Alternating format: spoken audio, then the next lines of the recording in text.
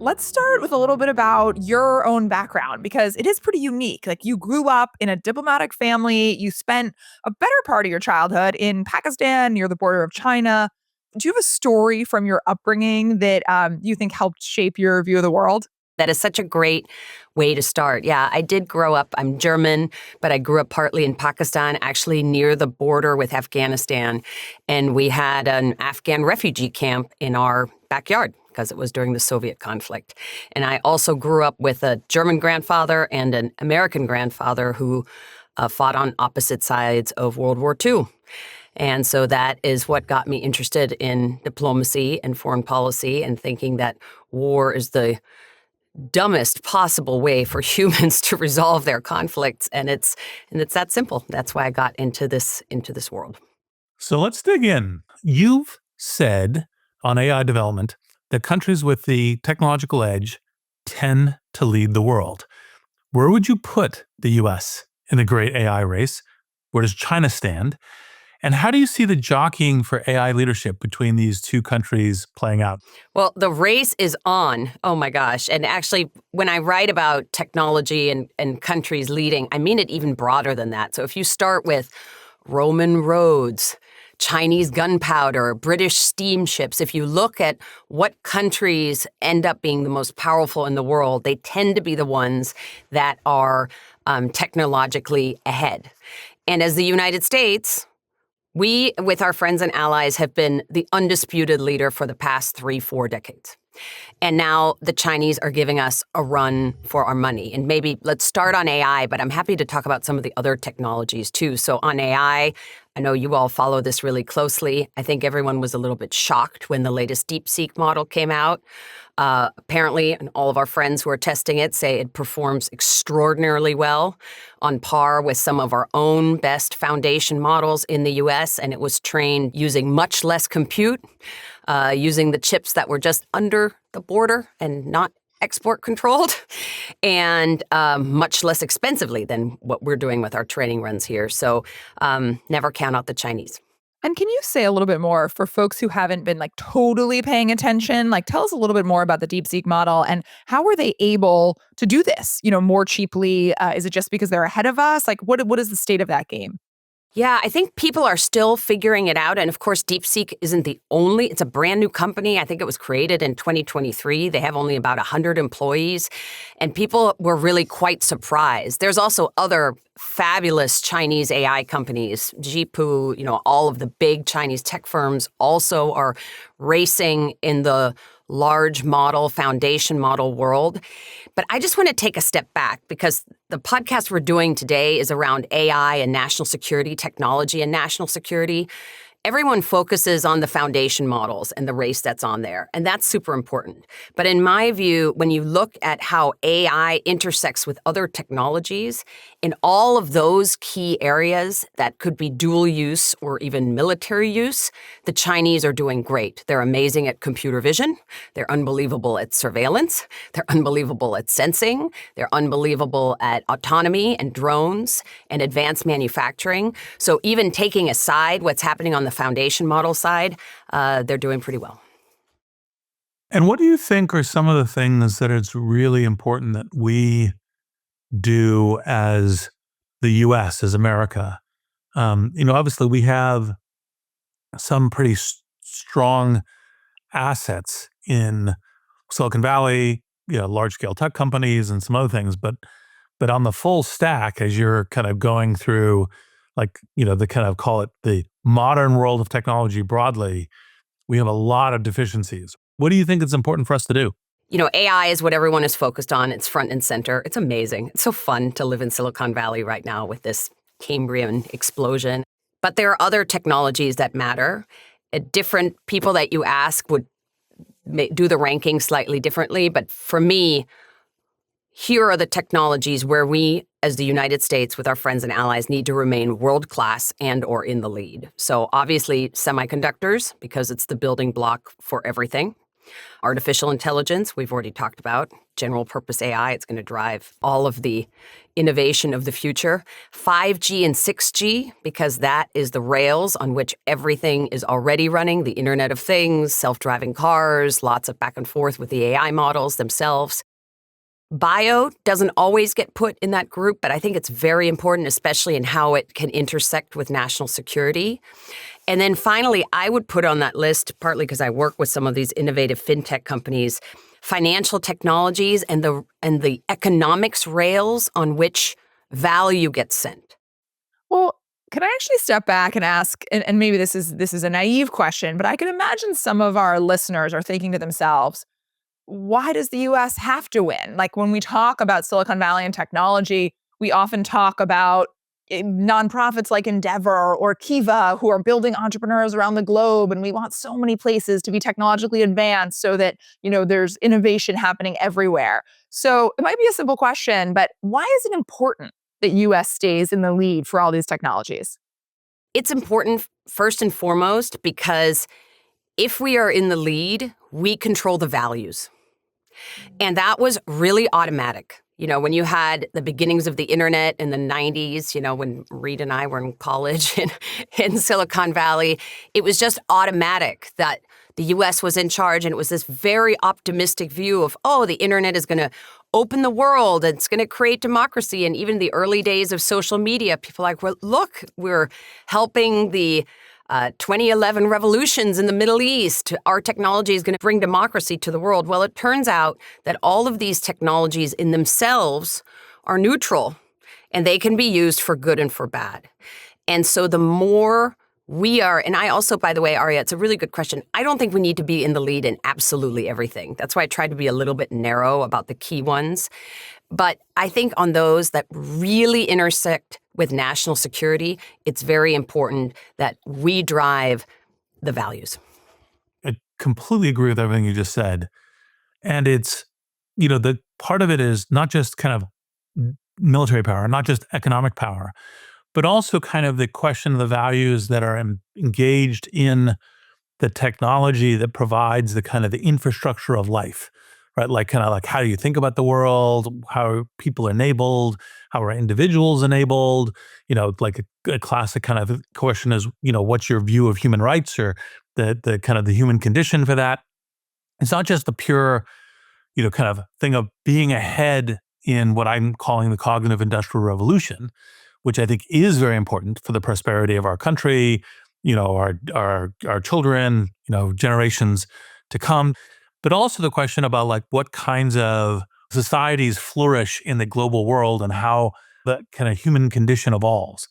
And now to return to the question of, what should be the kinds of things that we as thoughtful leaders in kind of call it Western democratic traditions should be doing, whether we're business people, technological innovators, government folks, intelligent, strategists like yourself, press people, like what should we be doing to try to advance the ball? So we talked a little bit about why it's important for us to stay in the lead on some of these technology on the soft power way, right?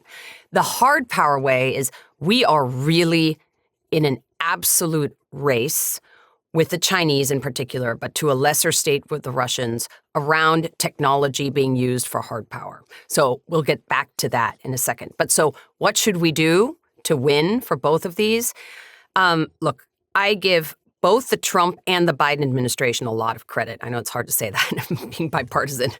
The Trump administration really called out that the race was on, and that the race was on with China, and that we needed to think about it. And they started the beginnings of trying to put a moat, if you will, around some of our technologies.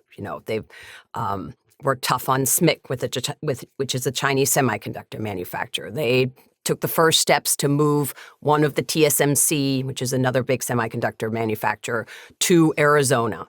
The Biden administration really doubled down, and they did it in two ways. One, hobbling the other guy so we can run faster. So that's all the export controls you've seen. Another huge swath came out just this fall, and it's not just on the most advanced chips, but it's on semiconductor manufacturing equipment, the components of that. They try to be tough. I think that approach was important, but it's reaching the limits of what it's going to be able to do. So to really answer your question, Reid, now it's about us running faster. And thank God we have some of the most innovative people and companies in the world. I mean, the billions and billions of dollars that are being invested in R&D that's AI specific, that's semiconductor specific, all of these things is amazing. However, we could do more to coordinate our efforts. We could do more in the government. I'll give you just some examples for government. Permitting for electricity, nightmare, takes years. Where are we ever going to get the electricity and the data centers and the GPUs to do all of these training runs? Now, people are already talking about they're going to be faster, cheaper, and as you saw with Deepseek, clearly it can be done. But that is one place where I would start with a new administration of what are we going to run faster? A second piece is something that only the U.S. government can do, really, frankly, better than any other government on earth, is fund basic research and development, basic science. In the Cold War, we were spending up to 2% of our GDP on how you count on that. Now it is just a fraction of that.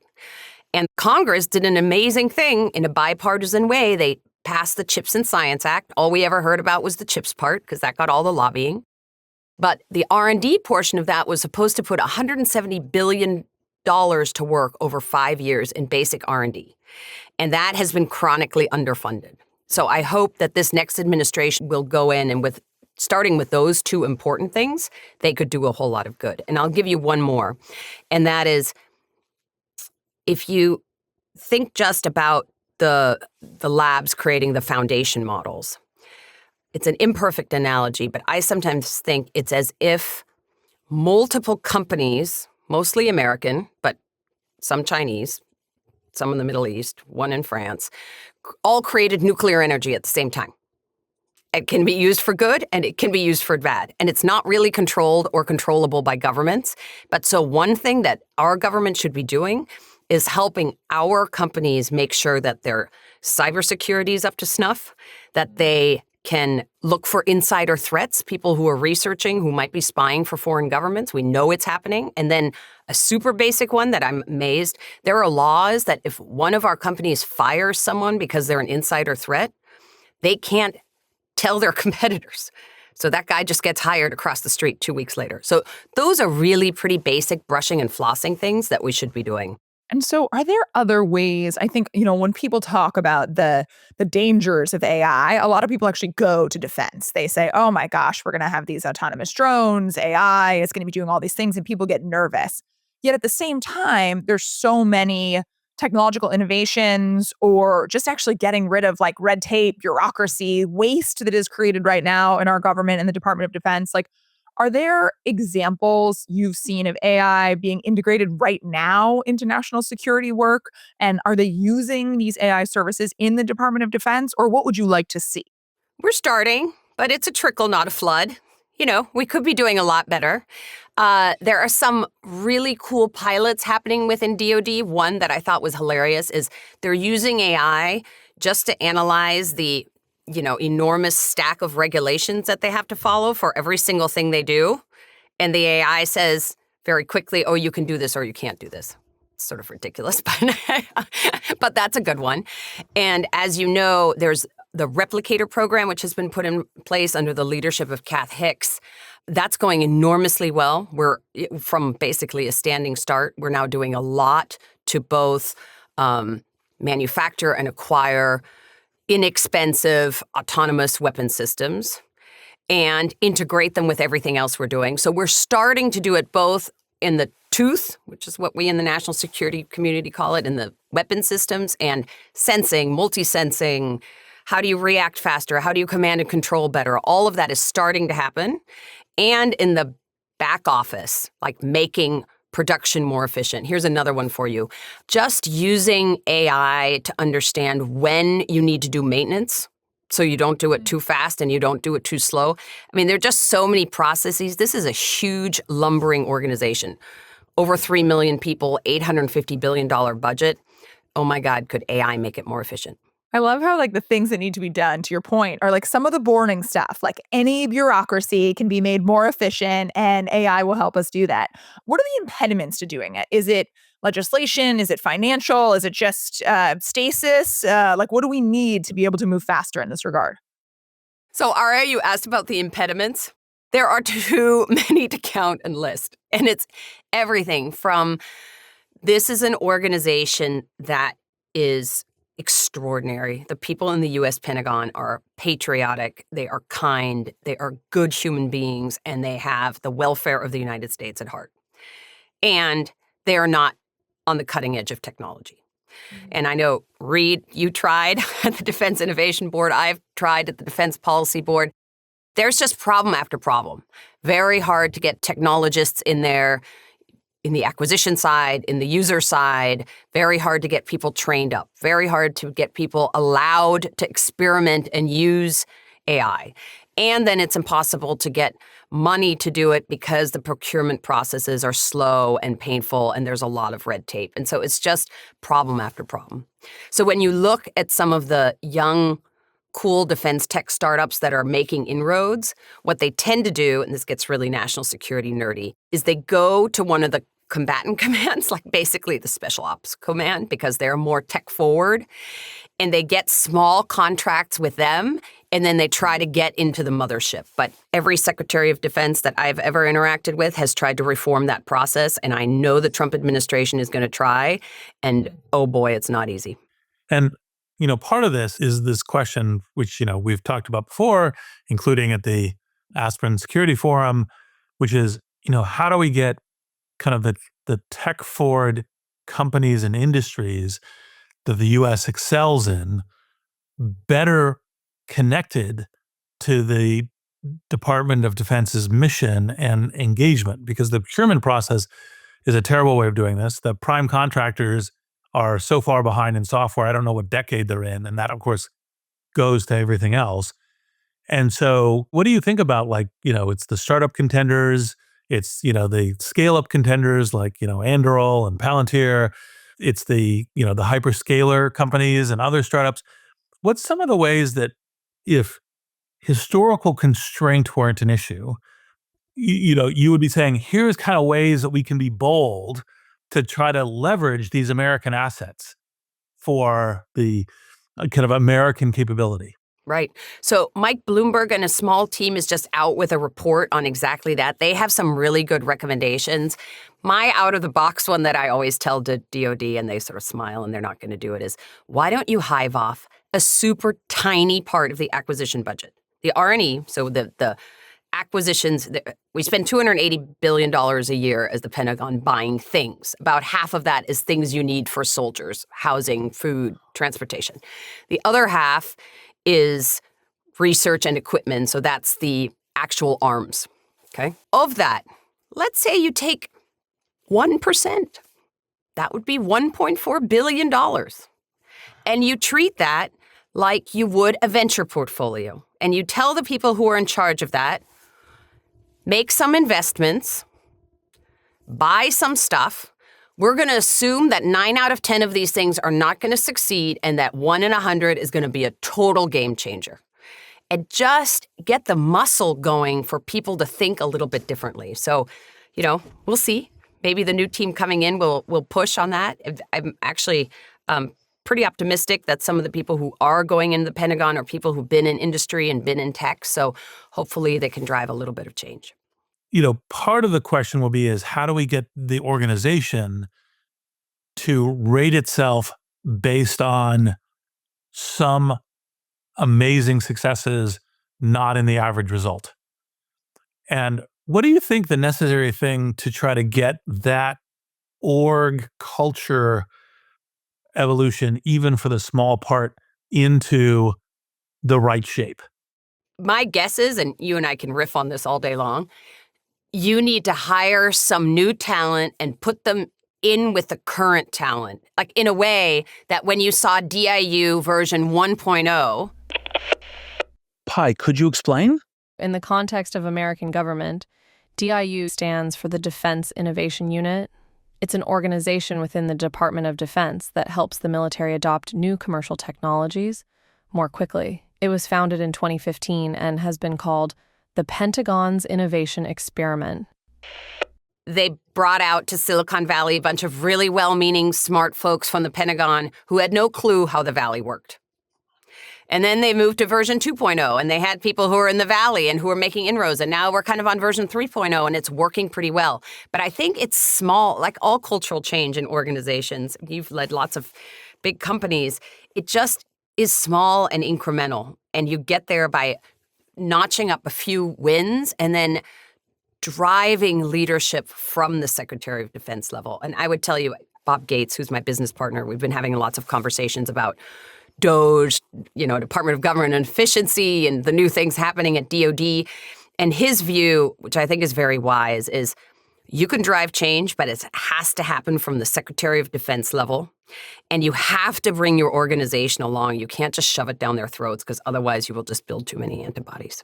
So, obviously part of the thing when we're navigating this technology is there's both huge opportunities, but also risks and things to navigate. And so what's your kind of we've been addressing some of the opportunities and some of the things we can do. What are some of the risks that you particularly think are important, especially within the national security arena and the kind of U.S. position in the world? And what are the things that we need to do to kind of potentially start thinking about navigating them? Just how AI is going to intersect with a lot of other technologies to do an enormous amount of good in the world. It will intersect with other technologies in ways that are deeply worrisome from a national security perspective. And let me give you a couple of examples. Cyber, you're already seeing it happen. Soon, if not now, the best AI models will be able to write their own malicious code. They're already doing that. What you've seen in the last few months is an insane uptick in how good and tailored and specific phishing messages are. I mean, I feel like I get them every single day from fake DocuSign. Don't click on those. and so that's kind of the beginning. And you'll also then, of course, see the countervailing the defense side. I know some of our cyber companies, Palo Alto Networks and others, are already totally revamping their product suite so that the cyber defense is AI enabled, just how the offense and the bad guys are AI enabled. So that's one. Two, how AI intersects with chemical and biological weapons. Whenever I say this, people say, well, don't you still need a wet lab? And it's hard. Yes. But the difference here is it's not like someone tinkering and looking up a Google search of how do I make a bioweapon. It's already now like having a PhD student perched on your shoulder and allowing real novices access, and non-state actors, really unsavory folks, access to knowledge and technology that would have been unfathomable 2 years ago, frankly. So that's chem and bio.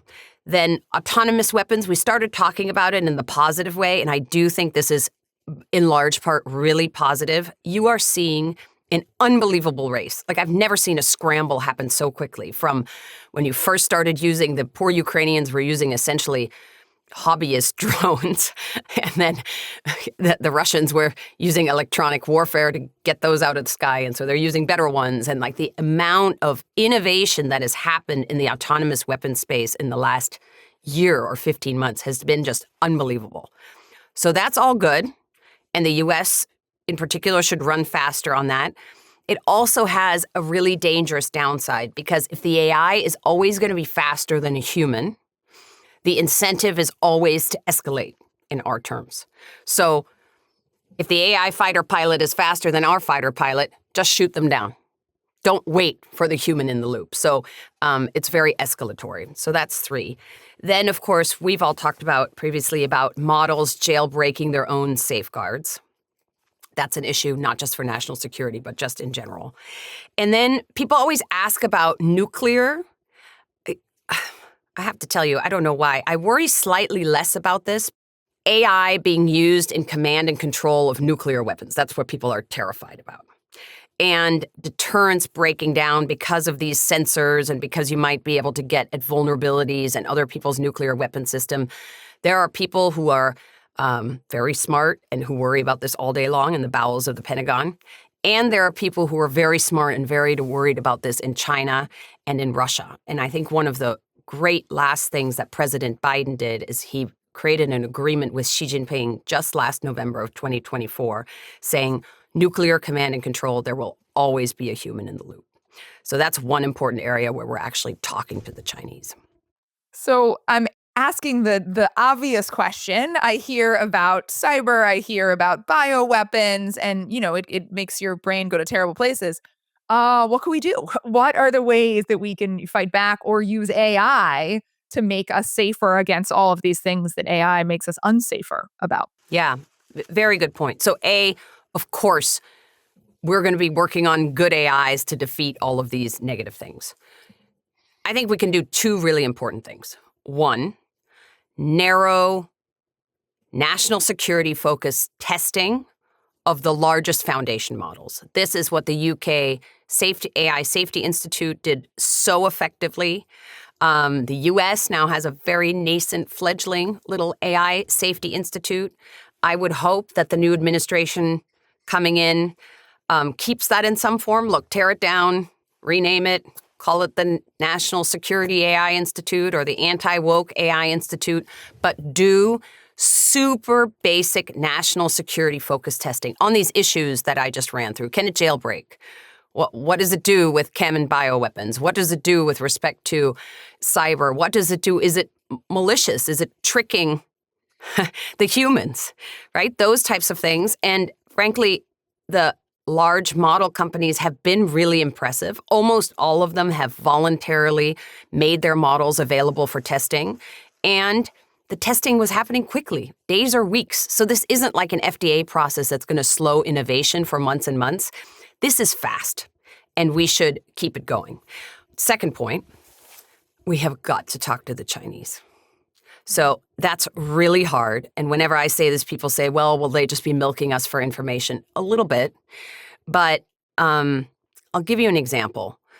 The U.S. was first to the nuclear race. We dropped bombs on Hiroshima and Nagasaki in 1945. In 1946, the United States came out with what's called the Baruch Plan. It didn't go anywhere. But we basically said, we need to start having conversations about how to control and think carefully about the safety of this amazing new technology. I think that's kind of the era we're in now. Nuclear, it's a very imperfect analogy, but you already have the very beginnings of this. You have scientists speaking to each other. Stuart Russell and some others have what's called, in our world, a track two, so non-government and non-government scientists talking to each other. Reid, you and I are part of a dialogue with the Chinese about AI. There was a government-to-government dialogue. So far, they're not getting anywhere.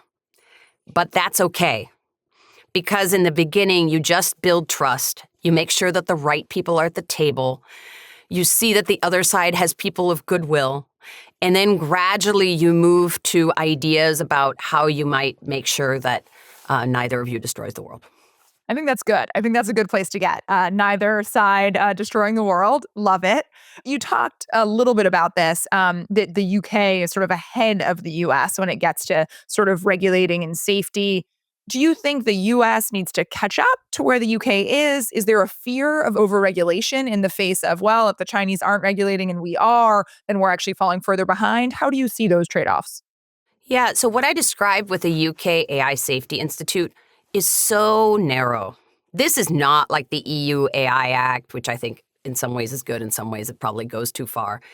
It's just focused on where AI intersects with other technologies in a way that could really harm people in the physical world. This has nothing to do with human rights. It has nothing to do with discrimination. All of those things are probably important, but I'm just saying from my perspective, as a baseline, that's important. I think it's fine that the UK is first. They're more well-funded than we are. We should probably scale up our effort. There have been 10 or 12 little copycat AI safety institutes, including the Chinese have a little baby fledgling one. All those guys are now talking to each other, and that is all positive. We should just be doing more of that more rapidly, funded better. Well, I think part of what also very fortunately for us and for the world, the UK AI Safety Institute deliberately kicked off was for global exchange. So, the next summit after it was in Seoul, this one coming up in February in Paris. I know that they've had great collaborative relationships with the U.S. and others. So I think it's the right thing. And they're kind of saying, hey, look, let's just try to make sure a very trusted environment to make sure that the safety side of these things at the high end is really well managed. I mean, one of the challenges in international treaties in this arena is it's really hard to validate. It's really hard to actually know and monitor what each other are doing. I mean, we instituted under nuclear a whole bunch of different protocols to try to keep kind of countries aligned, which worked really well in nuclear, seemed to have not worked quite as well in bio for exactly this reason. So what's kind of the current edge of thinking about making treaties work here? Look, I'm an international lawyer by training. I'm a big believer in treaties, international agreements, executive agreements. Even if they are sometimes abrogated, it's better to have a law and have some people violate it rather than having no law. However, I think we are so far from a treaty. We just are not there. Back to my imperfect nuclear analogy, if this is 1946, the first real limitation on nuclear weapons didn't happen until 1963, and we had to go through the Cuban Missile Crisis and really terrify ourselves before we got there. So what I'm proposing is super narrow. There are just the safety tests, very limited. There is talking to each other about safety and how you would monitor safety. How do you do ongoing monitoring of the models? And there's some different really interesting technological ways that people are thinking about it. And then just having the scientists in particular and some of the policymakers get to know each other and trust each other. That sounds really fuzzy, but it's really important. Ash Carter, who's a former mentor of mine, always talked about when he was a young scientist, he would go to the Soviet Union to do these safety talks around nuclear weapons. And part of what happened is the people started liking each other. And so they would call and say, hey, we're worried because this is going wrong. Can you help us with this? And that's what we're trying to establish here. It's small, it's piecemeal, but I think it's unfortunately where the world currently is.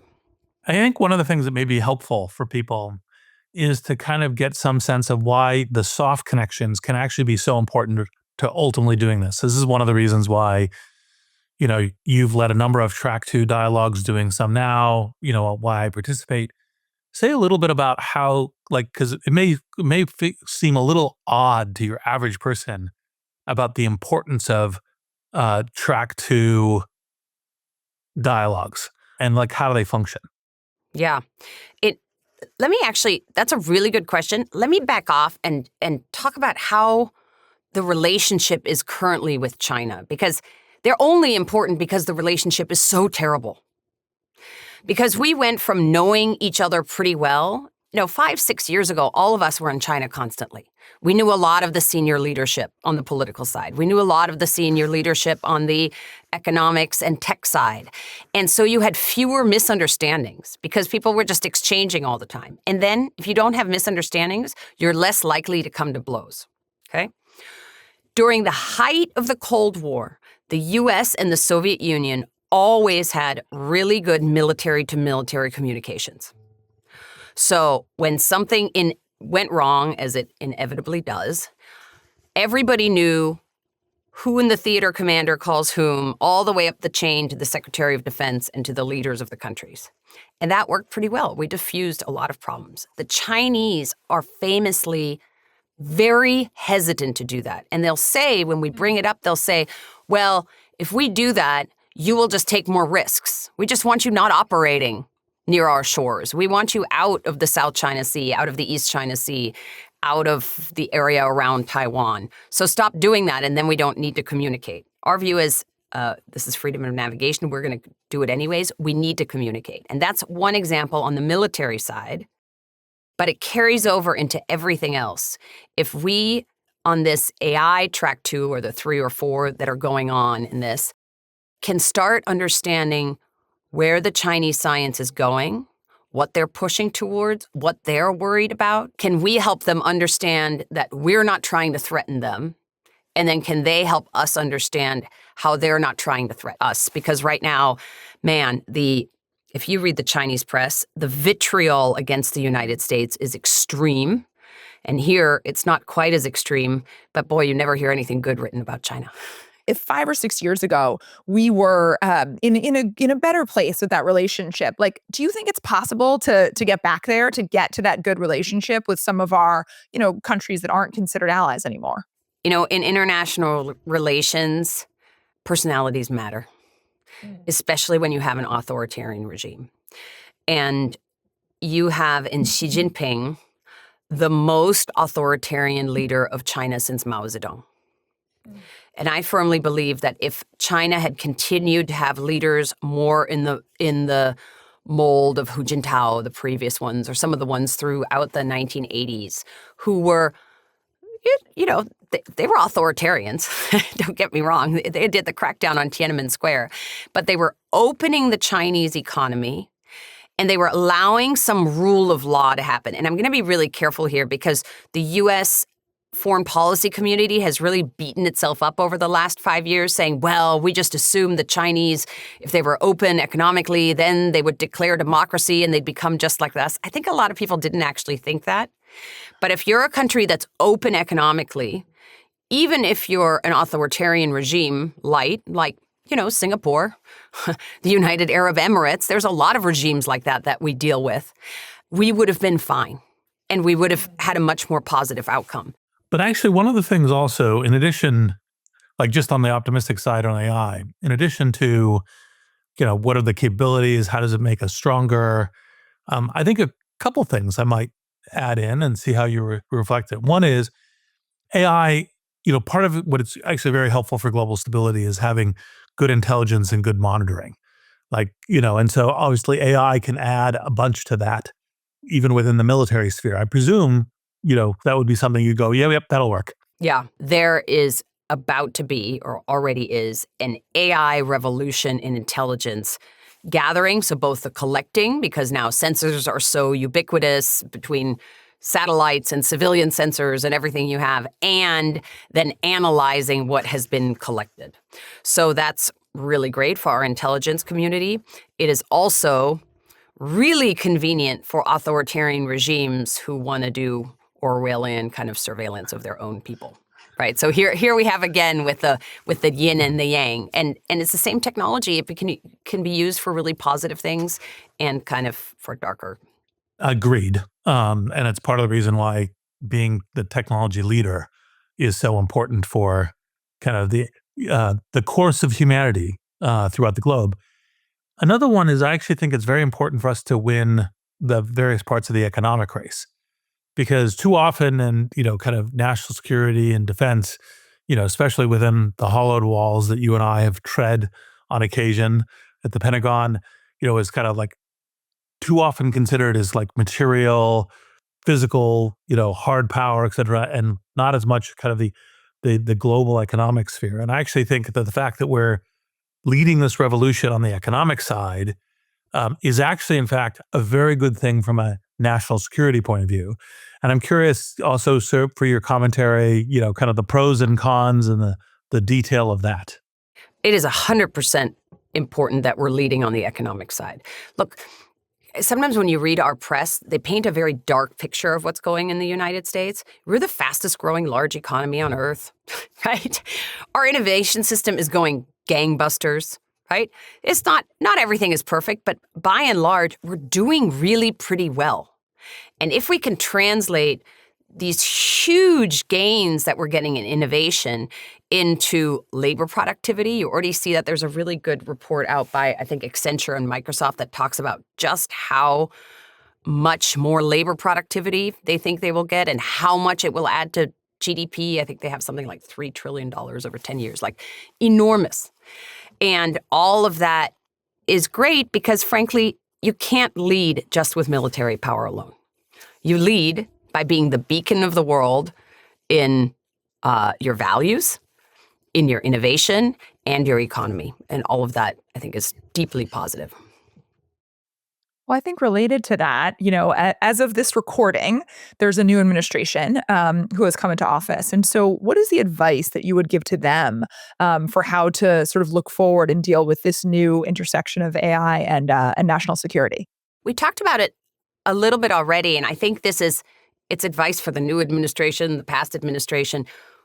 Our most innovative companies could use some help running faster and doing that in a way that is actually safe and secure. So we talked about 1, electricity permitting. 2, making sure that the data centers and the GPUs are mostly either in the United States or in friendly countries. Bringing swing states along, let's come back to that. But I think the Biden administration made a good start on that. We could do probably more. And then on the flip side, helping our most innovative companies, they don't have to be shut down. I've heard someone write, you should nationalize the biggest AI companies. That's a terrible idea. I'm more of a small government person. But helping them think through, giving them real advice on insider threats, on people spying, on information sharing without instantly having legal problems, on thinking carefully, frankly, about the antitrust strategy rather than just having that be, oh, they're too big, therefore we must break them up. Like, we just need to think about all of these things from a whole of society perspective rather than in those narrow silos. I completely agree on everything you were saying, because in part it's like, how do we harness these positions of leadership to the benefit of America, the American, global order, and a set of things. And I think that engaging with having these large, kind of tech companies deploying in ways that are positive.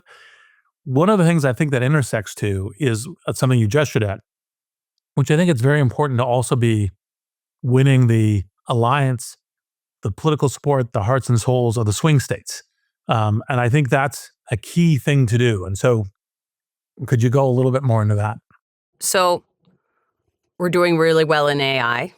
The Europeans, much less than we would have hoped, frankly. I would hope that there's more innovation there. But who's doing well? The United Arab Emirates. The Saudis are beginning to. They're putting a huge amount of I mean, if you look at the numbers, they're just staggering. $100 billion in a new AI fund in Saudi Arabia, more than that in a new AI fund in the UAE. The UAE has a very good foundation model in Falcon. When I was just there a month ago, all of their best and brightest want to work for G42, which is their big AI company, or want to work at the new AI ministry. And they're really impressive. And then there's India. India doesn't have as much money to throw at the problem, but boy, do they have some good engineers, and they have some people in the government who are thinking very strategically about it. So, for example, the Indians have put together, or they're in the process of putting together, a national compute resource in the way that we've talked about here, so scientists can also have access to chips and GPUs. The Indians are actually doing it. So there's some good things happening in all those places. And you could imagine a situation where with our friends and allies, we say, this is going to be one interoperable ecosystem, and we'll work with you. So let's say there's a huge amount of geothermal free electricity in Iceland. Can you put some of the data centers there? Can you protect them? Maybe. Do they all have to be in the U.S. where permitting is terrible? You could imagine some coalitions that are really positive. You have to be a little careful on the flip side that the swing states are not playing China and us off against each other to get more goodies, which you see in some cases. And so let's cooperate. Let's just not be naive. And just for our listeners who think of swing states as Michigan, Pennsylvania, and Nevada, how would you define a swing state? This is a country who has some innovation but is not yet sort of chosen a side. How would you define that? Oh, that is a very good point. I would define swing states in the national security context at ones that want to have close diplomatic and economic relations with both the U.S. on the one side and Russia and China on the other side. And by the way, there are a lot of those. Whenever I hear, oh, this is a new Cold War in our press, between the U.S. and China, I cringe because this is actually very little like the Cold War with the Soviet Union. I think that is a very oversimplified analogy because the Soviet Union was self-isolating. They just traded with themselves into the other Warsaw Pact countries. And they had some good scientists, but they were all employed by the government. There wasn't really a natural innovation ecosystem. The Chinese are the opposite of that. They are the largest trading partner of something like 120, 130 countries around the world. They're much better at trading than we are. They are unbelievably innovative and impressive, as evidenced by the fact that for the past year, we've all been talking about how far behind they are in AI, and it turns out they're not really behind, right? So I would never count them out. And that means, I'm so glad you talked about swing states. Swing states are people who haven't quite made up their mind who they're with, and frankly, in a lot of cases, don't want to. They'd like to be able to work with both of us. And is it in our interest not to force them to? Because if we force their hand, they might not choose us. Like, are we okay with having partners, whether it's India or the UAE, that are sort of choosing both sides? Or do you think we have to make them make a decision? Not in all things, but in certain very narrow things that impact our national security, I'm sorry, you're going to have to choose. If you want our most advanced chips and you want to build models there, then you should not be leaking those chips to China. And you should not have, just like we were talking about safety and by safety, I mean safety from spying, cyber, all these kinds of intrusions. For our companies, I think our allied and friendly state companies should also be taking the same precautions. I mean, I'll give you a perfect example. My son, who's in high school, spent last summer working at the Pasteur Institute in Paris. Like, every researcher was Chinese, which is great. On the one hand, that's wonderful. You want basic science interactions, but is there also a little bit of checking what's going back, what shouldn't go back? It's a hard problem. Yeah, I do think that the question of, the track two and building bridges, et cetera, is extremely important. It's actually even more important with the global swing states. One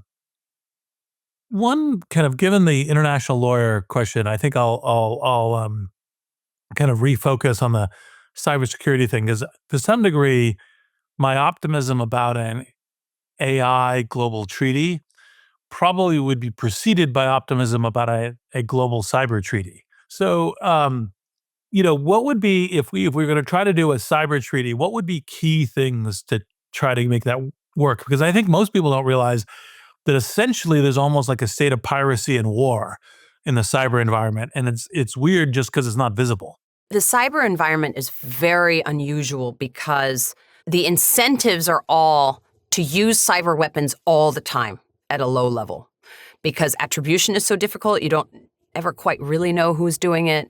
Often the people who are targeted by it don't want to admit that they were targeted. We don't have very good information sharing, or if we do, then we punish companies for saying that they've been hacked. So it's a particularly difficult one. If I were running the world, what would be in a cyber treaty would be everybody abides by the Geneva Conventions. So the Geneva Conventions, very famously, are these international law treaties put in place about 100 years ago, really after the end of World War I, to talk about things that are beyond the pale. So killing civilians is beyond the pale. Not returning POWs, shooting POWs is beyond the pale. Bombing civilian infrastructure when those people aren't combatants. It's things like that. That, by the way, in cyber war, everyone's violating all the time. So if you were to be able to wave a wand, how would you try to make that work? I think we're just not there yet. It's just too difficult. And actually, now I'm going to sound really tough. I think we haven't really brought the fight to our adversaries who are attacking us all the time on the cyber side. I think we are much more hesitant to do what's called offensive cyber operations than they are to us. And maybe if they get thumped a few times, they'd be more willing to come to the table.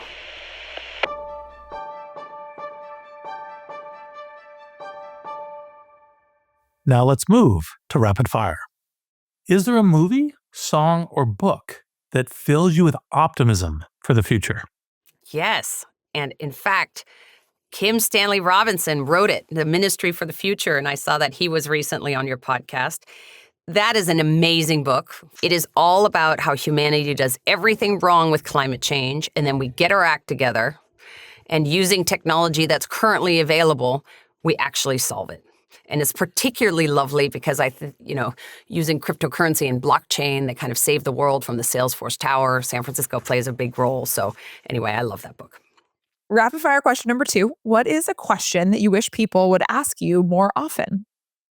The one you all asked right up front, like, why are you, what is it about my background or anyone's background that you're talking to that motivates them to do the things they do? Because there usually is something. And for me, it really is as simple as I wasn't personally affected by war, but I saw war very up close as an observer very early. And it really impacts the future of your life. So that's why I like to be involved in diplomacy. Where do you see progress or momentum outside of your industry that inspires you? So I am not in the AI industry, and the progress and the momentum I see there is so unbelievable. And I would just give you 2 examples. So my husband works at Google X. What they are doing at the intersection of AI and clean tech, like they have an amazing AI that looks at the grid, outdated, very large machines, our electricity grid all around the world, and makes them way more efficient, way more resilient, much clearer when you need baseload, when you don't need baseload. So that's totally amazing. And then, I don't need to tell you all because you're steeped in this ecosystem, but how AI has democratized science. So my high school kid is literally working on identifying new proteins, and I don't even understand what he's talking about because it's not my world. But, he's a high school kid who's playing around with AI models and building some of his own to think about the biologics of the future. And that's really fun. So if you're a young person going into science and technology today, what an amazing time. I think there's never been a better time. Well, can you leave us with a final thought on what you think is possible to achieve if everything breaks humanity's way in the next 15 years? And what's our first step in that direction? If everything breaks our way, the U.S. and China will find a way to get along as 2 great powers. And think about what would happen if instead of this pretty dark path that we're currently traveling down with ever greater distrust, harming each other in the cyberspace, saber rattling and everything else, here's an alternative future, okay? Both countries are comfortable enough with each other, we'll never be friends, but we're comfortable enough with each other that we can pull back our military stances. We have to spend less money on our militaries. That frees up resources for pensions that need to be shored up in both countries, for healthcare, for collaborating again on innovation in science and technology, all of the things that are going to help all of humanity. It frees up an opportunity to really work on climate change together. Currently, those efforts are really pretty moribund. And it allows us in a way that protects our workers and thinks about how we can prosper, and all of us, not just those of us in Silicon Valley. But goods flow more freely between the U.S. and China and the rest of the world, and we get on a pretty positive path. So that's what I'm working towards. It feels discouraging now, and it feels even almost naive to say that, but I think unless you put a big positive goal out there, you'll never achieve it. Possible is produced by Wonder Media Network. It's hosted by Aria Finger and me, Reid Hoffman. Our showrunner is Sean Young. Possible is produced by Katie Sanders, Edie Allard, Sarah Schleid, Vanessa Handy, Aaliyah Yates, and Paloma Moreno Jimenez. Jenny Kaplan is our executive producer and editor. Special thanks to Surya Yalamanchili, Saida Sepieva, Thanasi Delos, Ian Alice, Greg Beato, Parth Patil, and Ben Relis. And a big thanks to Janet Ohm, Tiffany Frieza, Malia Agudelo, Clean Cuts, and Little Monster Media Company.